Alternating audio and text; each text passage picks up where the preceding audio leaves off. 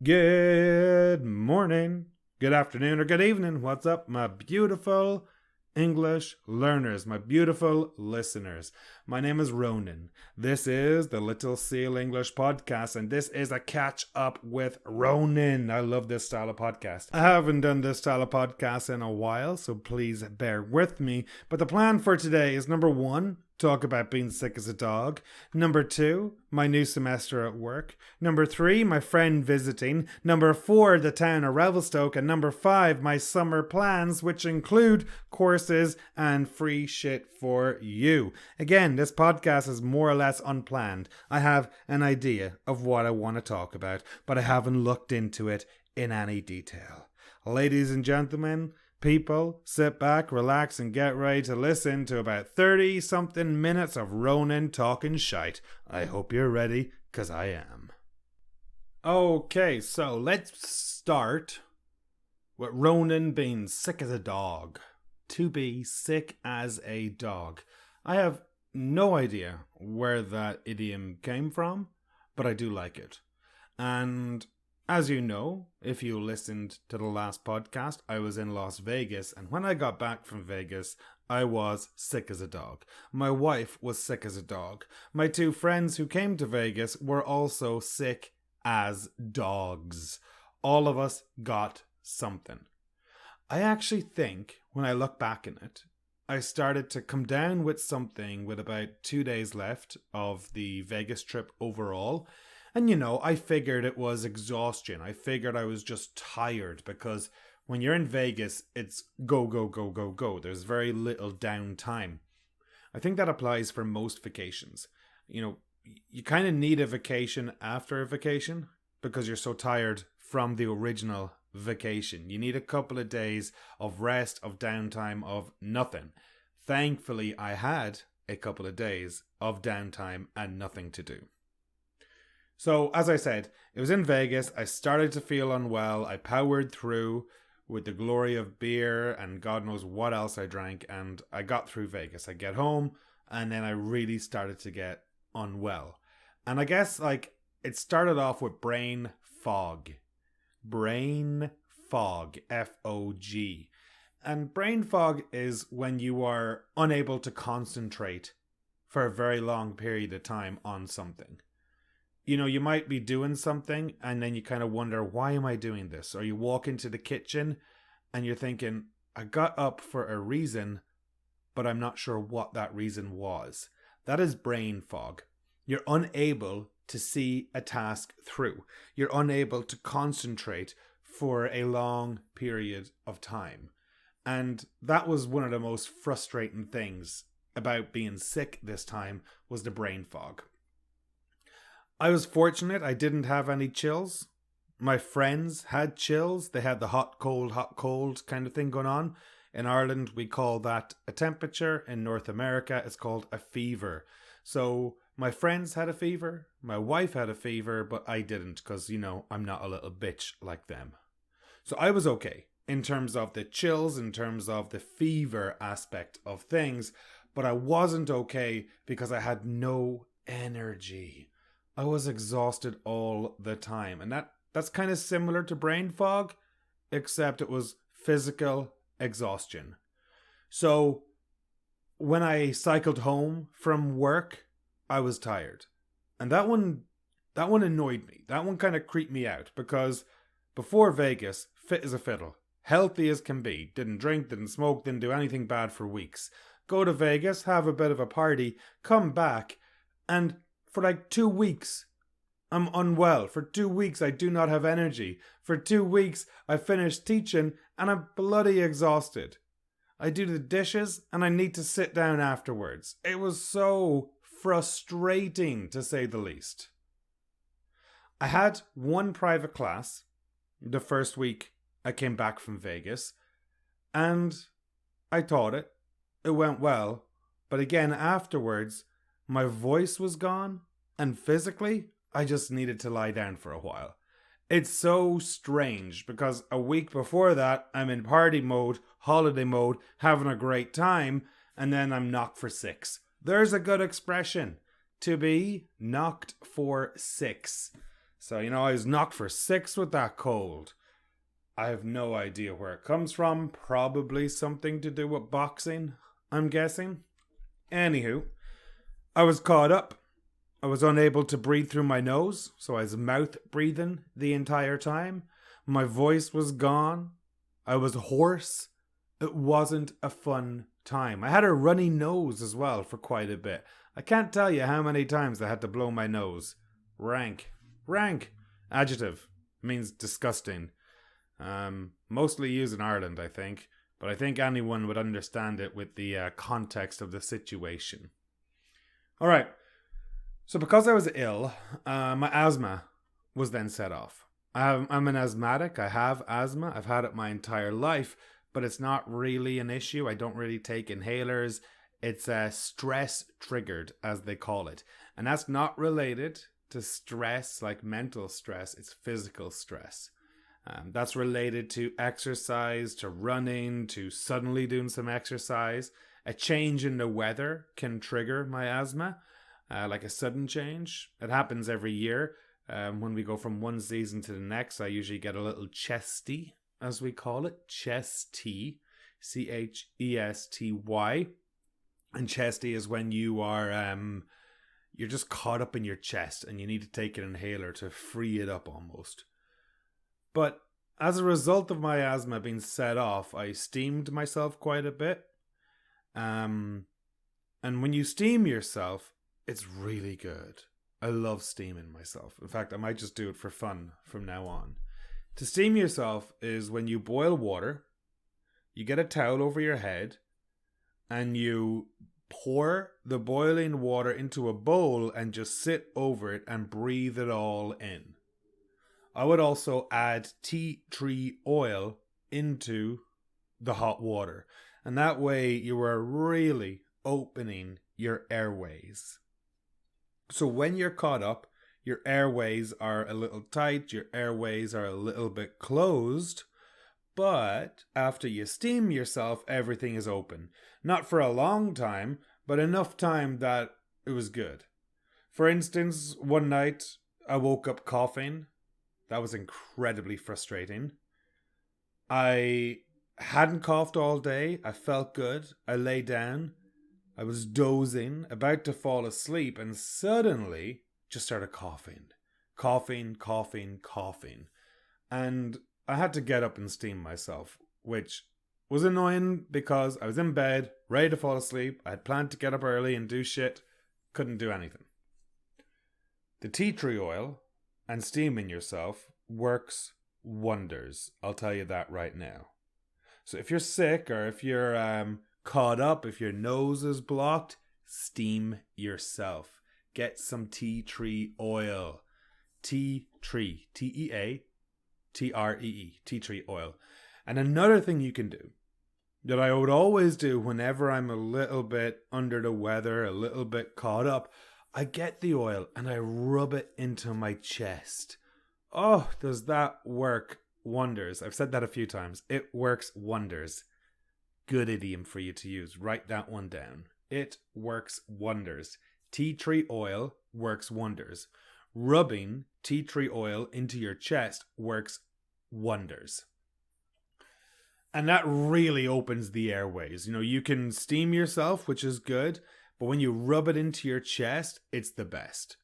And if you have access to a steam room or a sauna, that's a great place to do it because the heat will open up your pores and then it'll seep right into you. So seep into you. I would have a hot shower.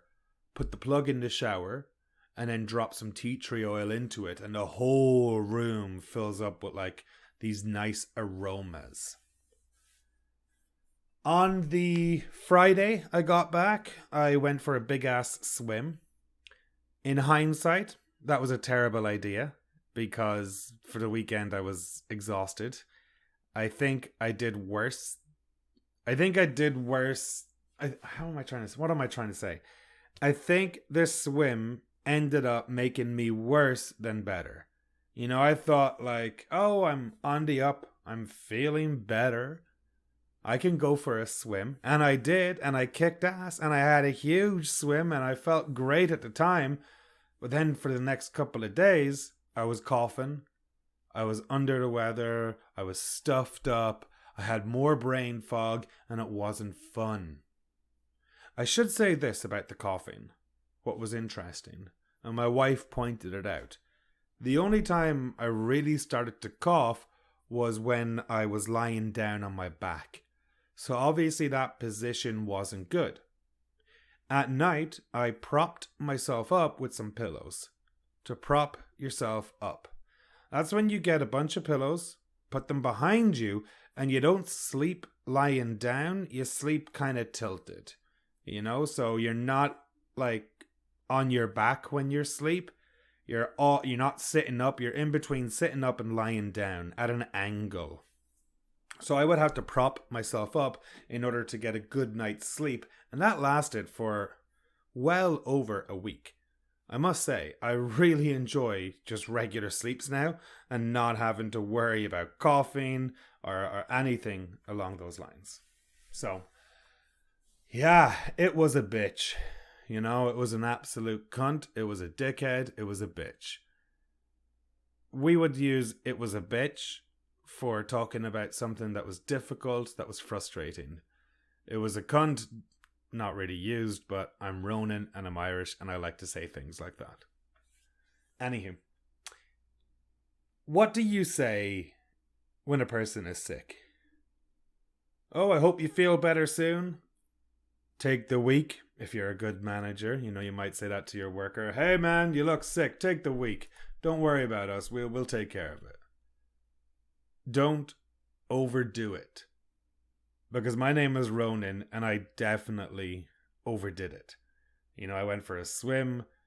I was teaching. I can't help that. I have to make money. So I was teaching and I'd come home from work and I was exhausted. I'd have these slight headaches and stuff.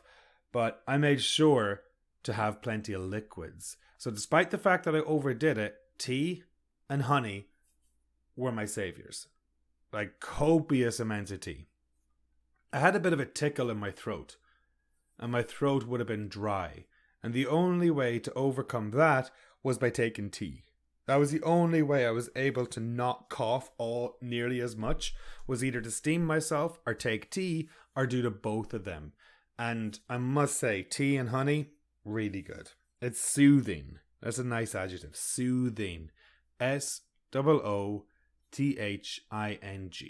So tea and honey is soothing, and I had copious amounts of those. I had copious amounts of those because I also didn't really have an appetite at the time. Now, I asked you, what do you say when a person is sick? Well, you deserve it. That's one thing you can say to a friend. Couldn't think of a better person to be sick is another thing. But I'll always remember what my mother said to my grandfather, her father, when he finally was diagnosed with diabetes.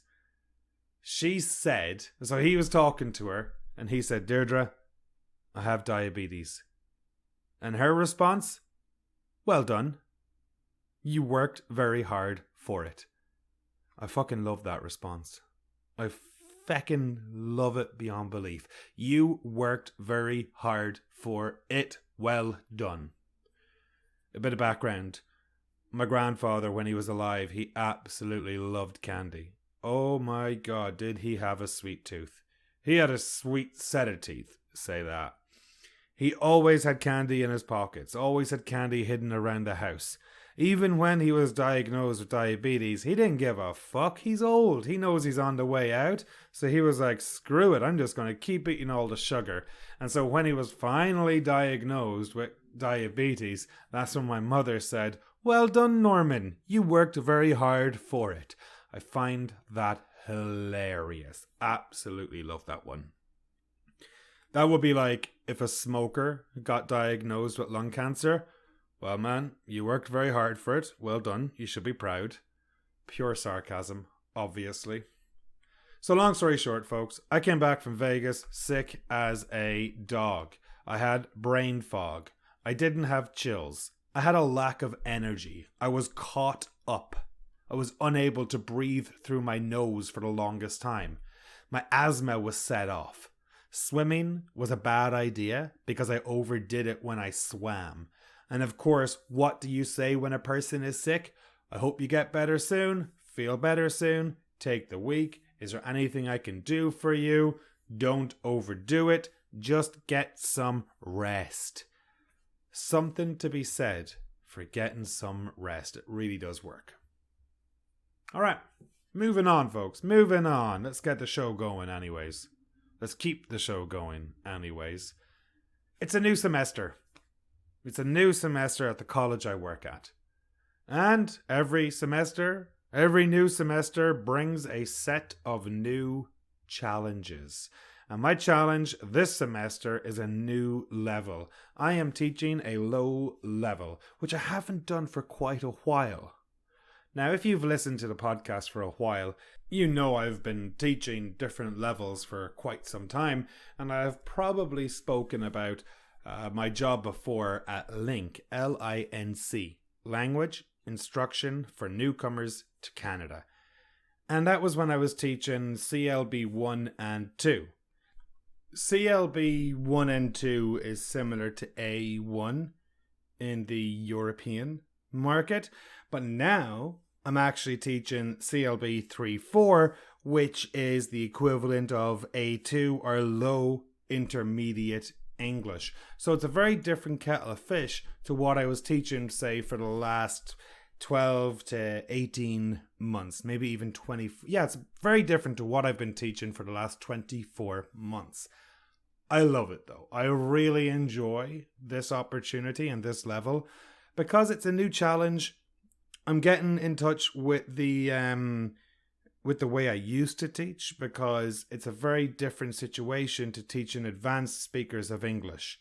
You know, there's definitely humor involved, but not nearly as much compared to other levels.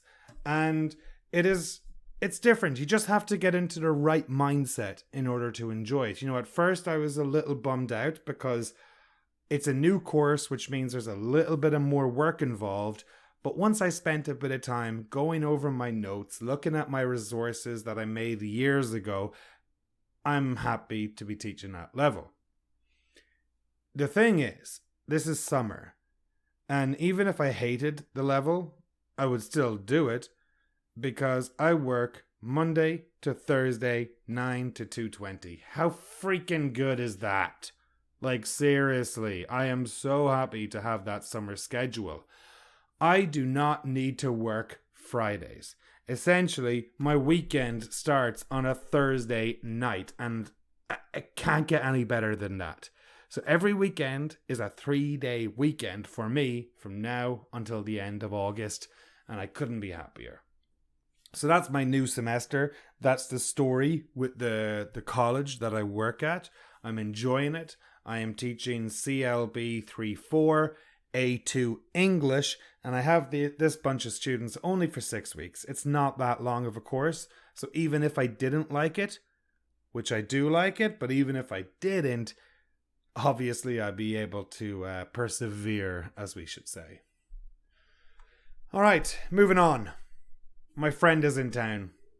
It's freaking awesome. My friend is in town. My friend who I haven't seen in about 6 years is in town right now.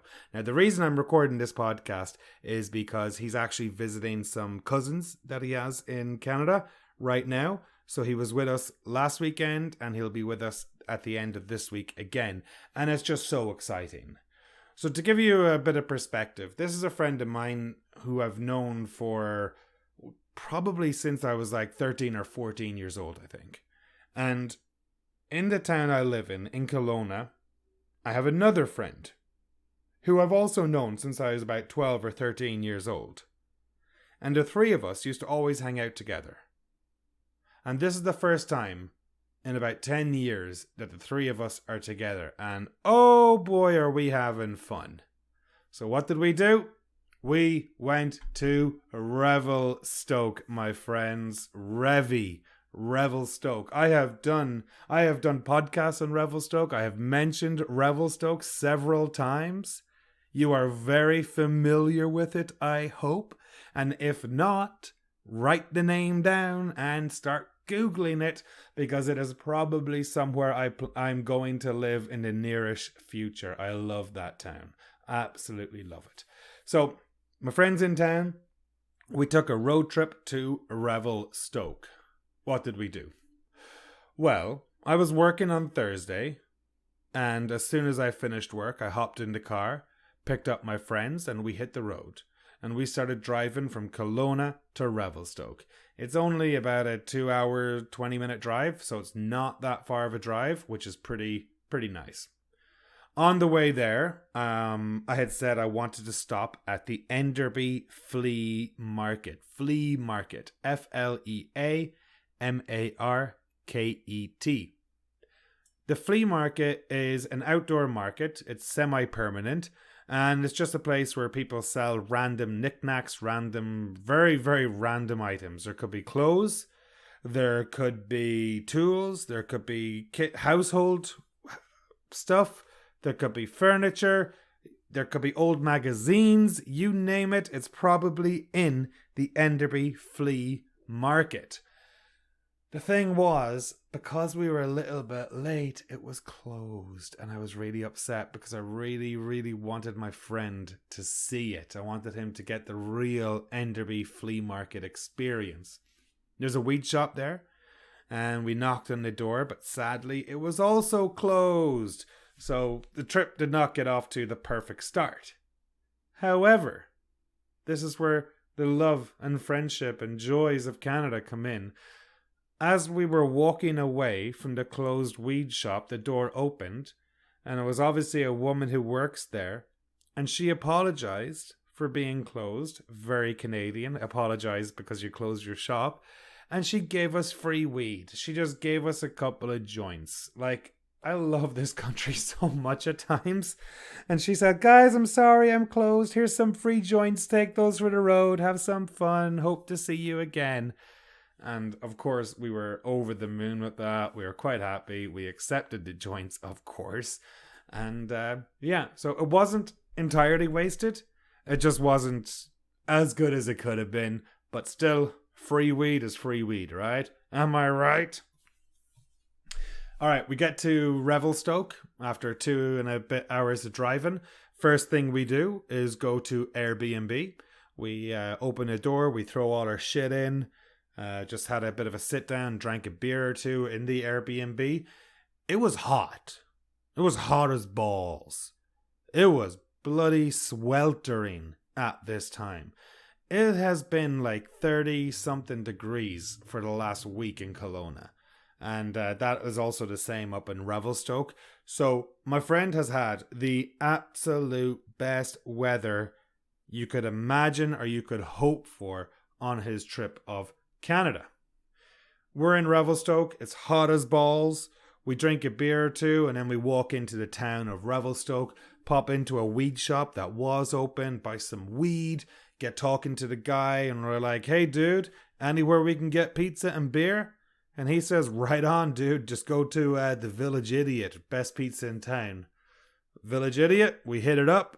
50% off pizzas for that week only. No idea why. Didn't even need to think about it. I was like, yes, I will absolutely get a pizza. So we get pizza and beer on the first night, and life is good. Revelstoke is a fantastic town, not a city. Very, very, very amazing. Fantastic, quaint, peaceful town.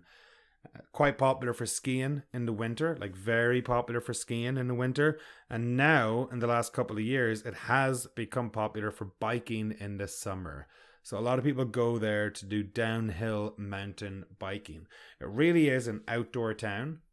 It sits on the Columbus River, I think it is. Columbus or Columbia River, I can't remember. But it sits on a huge river that spans thousands, okay, maybe not thousands, but hundreds of kilometers at least. And it has an awesome train museum.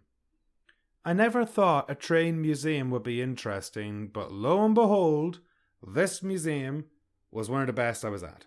Okay, I can't say it was one of the best. It was good. It was really good, and it gives you great insight into the town of Revelstoke. You have to understand, Canada's a huge country, and it's a baby of a country. It was founded like less than 160 years ago. It was founded on a lot of controversy, and we'll talk about that soon.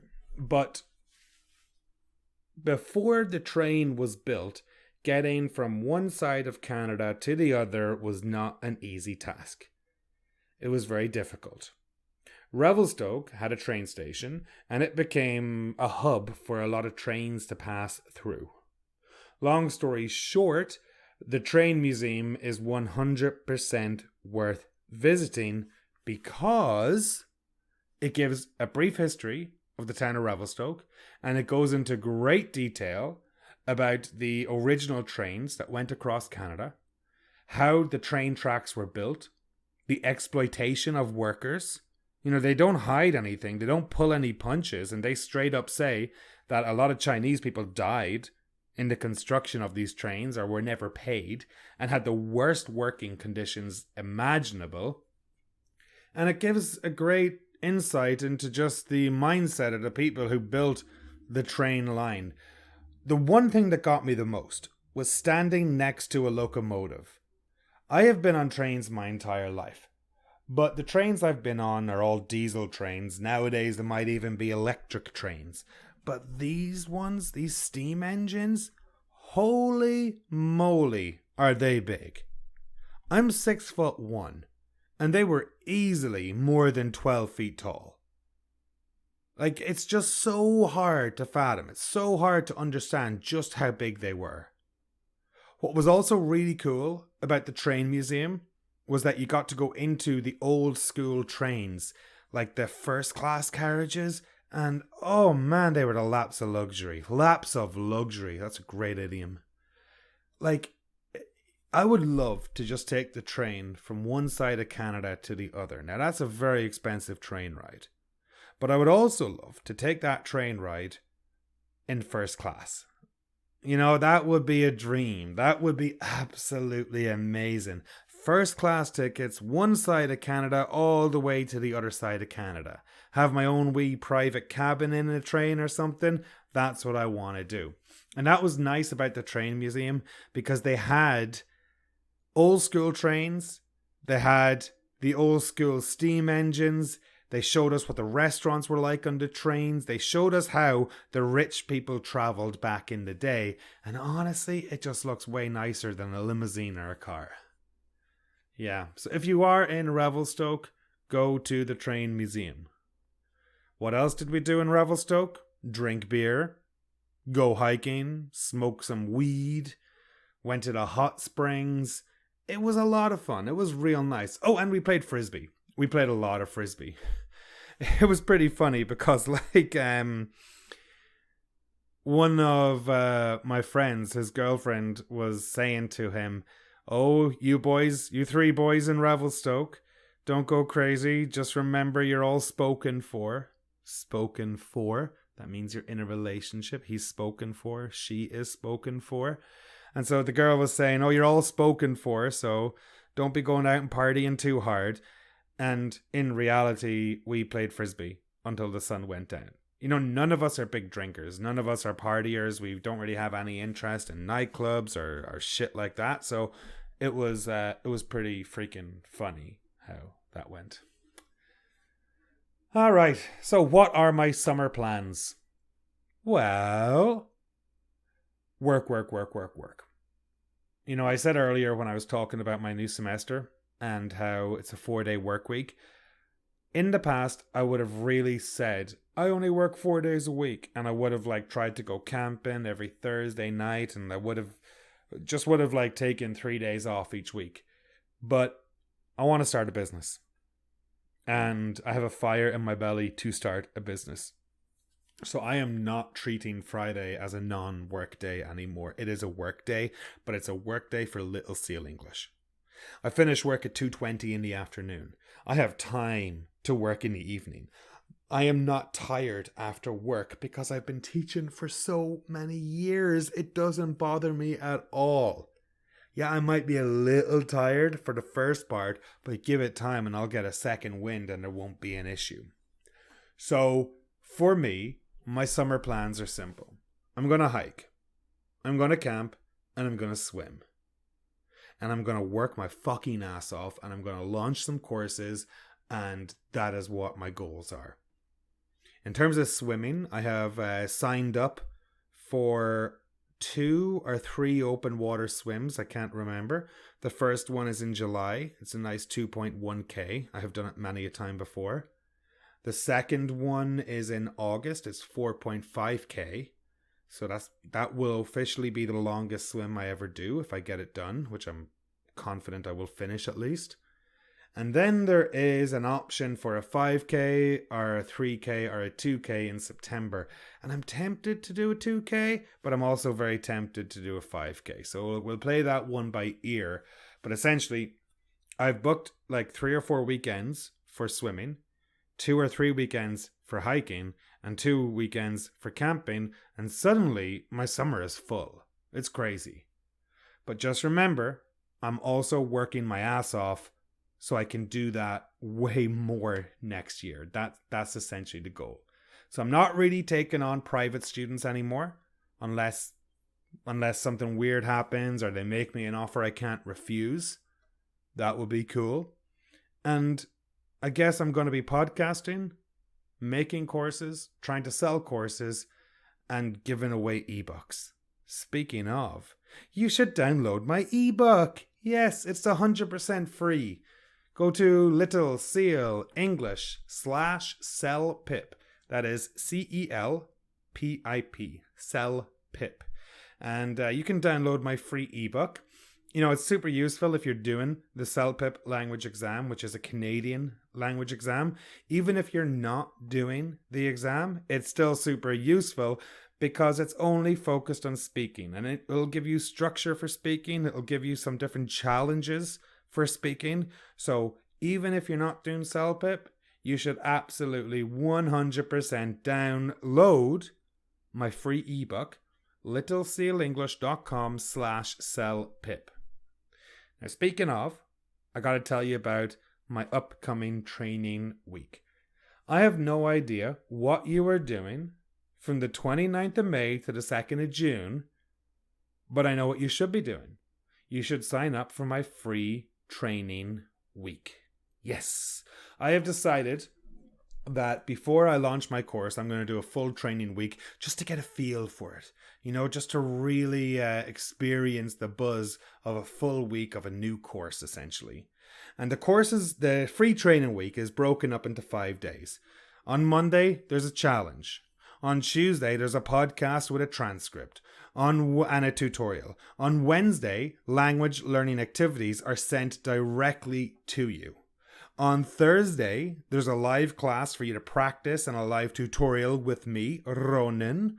And then on Friday, there's another challenge just so you can gauge the improvement from day 1 to day 5 of the free training week. So that is from 29th of May to the 2nd of June, and you really, really, really should sign up.